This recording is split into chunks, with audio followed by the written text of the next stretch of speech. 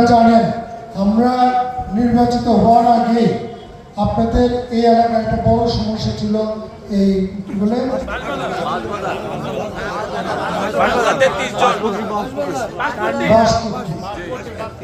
বাসপট্টি। আমরা কিন্তু নির্বাচিত হওয়ার আগে আপনাদের এই বাসপট্টি সমস্যার সমাধান করে দিয়েছি।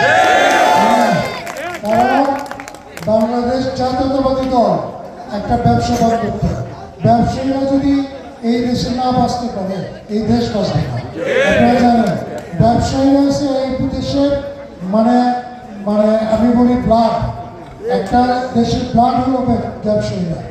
ব্যবসায়ীরার মাধ্যমে এই দেশের উন্নতি হবে এবং ব্যবসায়ীদের যদি আমরা না বাঁচিয়ে রাখতে পারি, আমি আবারও বলি দেশ কিন্তু বাঁচবে না।